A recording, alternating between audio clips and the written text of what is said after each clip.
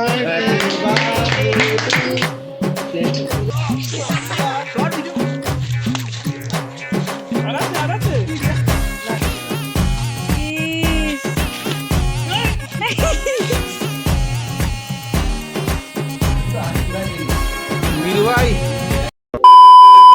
Hello, mic testing. Hello, অনেক দিন পরে ভিডিও নিয়ে এসেছি। অ্যাকচুয়ালি এটা 14 আগস্টের ভিডিও, আমার সেকেন্ড জন্মদিন। হ্যাঁ, আমি দুবার জন্মগ্রহণ করেছি।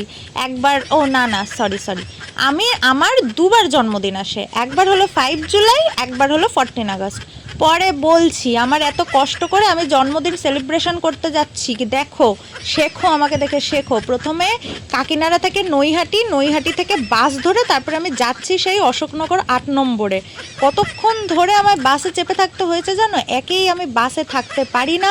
আমার এই কষ্ট দেখে আমার কষ্টের জলগুলো আকাশ থেকে পড়ছে, আমি দেখছি খুব কষ্ট হয়েছে। আর এই যে এই ভাইটা আমায় নিতে এসেছে, বললাম আমার কষ্টের জলটাতেই তোরা ভিজে ভিজে না, ওরা যাবে না, ওর মানে সর্দি হবে, তারপরে ওর জ্বর হবে। তারপরে আমি চলে আসলাম আমার সেকেন্ড হোমে। সরি আমি বলতে ভুলে গেছি, এটা হলো আমার উঠবি শ্বশুর বাড়ি। হ্যাঁ, শ্বশুরই তো বাড়ি, তাই না? এটা আমার বাড়ি না, এটা আমার উঠবি শ্বশুর বাড়ি। যাই হোক, ওকে মানে যার জন্মদিনে এসেছি, মানে আমার জন্মদিনে এসেছি, আমি গিফট না দিয়ে চলে গিয়েছিলাম হাত পা ধুতে। তারপরে আমি গিফটটা দিলাম, ও এবার খুলে খুলে দেখার পালা। মানে কি গিফট দিয়েছি এগুলো তো দেখতে হবে। বসে পড়েছি দুইজনেই, আর আরেকজন ক্যামেরা ধরে বসেছিল যে হ্যাঁ কি গিফট দিয়েছি ওটা দেখবে। আর প্রত্যেকের নজর ছিল ওই যে হলুদ রঙের বক্সটার ওপরে, যে এইটা এত ভারী ভারী লাগছে কেন, এটা কি আছে।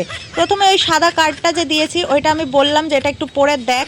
তারপরে ও পরে বুঝলো যে এটা সবার সামনে খোলার মতো না, ওই জন্য ওটা সাইড করে দিল। তারপরে যেটা পাবলিকলি দেখার মতো কার্ড, ওইটাও খুলে দেখলো। আর ওই যে সাদা কার্ডটা, ওটা রাত্রেবেলা দেখবে বা পরের দিন দেখবে বা একটু পরেই দেখবে।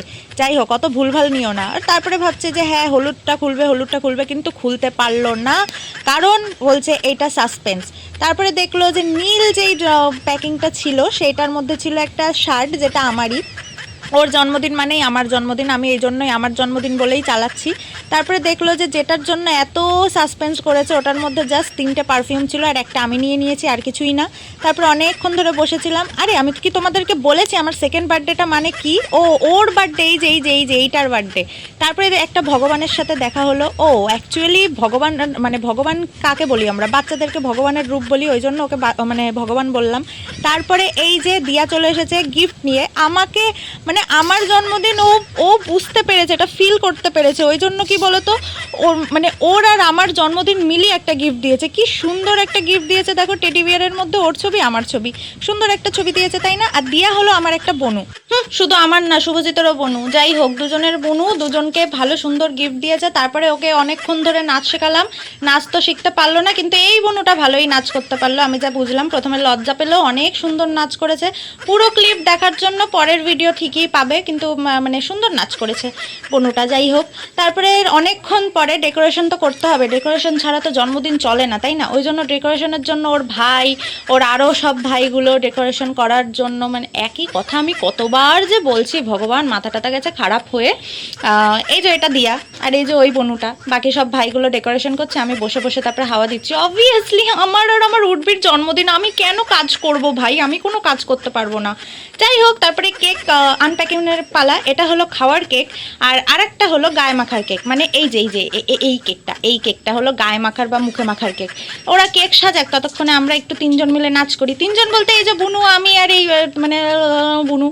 যাই হোক, নাচও করতে দেবে না এরা, সবাই বারবার দরজা খুলে তারপর ঢুকে যাচ্ছে। অনেকক্ষণ পরে কেক সাজানোর পরে আমাদের মধ্যে ঝগড়া হচ্ছিল যে যার বার্থডে তার দিকে হ্যাপি বার্থডে লেখা থাকবে না, যারা ক্যামেরা করবে তার দিকে হ্যাপি বার্থডে লেখা থাকবে। অনেকক্ষণ ধরে ঝামেলা করার পরে ওর চোখ টোক ধরে তারপরে নিয়ে এসেছি। দেখলে তো, আমি বললাম না আমার জন্মদিন, কারণ আমিও বসে আছি ওখানে। তারপরে আমিও কেকটা কাটছি। হ্যাঁ, প্রথম কেকের বাইটটা আমিও খেলাম, আর মানে চুমুটাও আমিই খেলাম।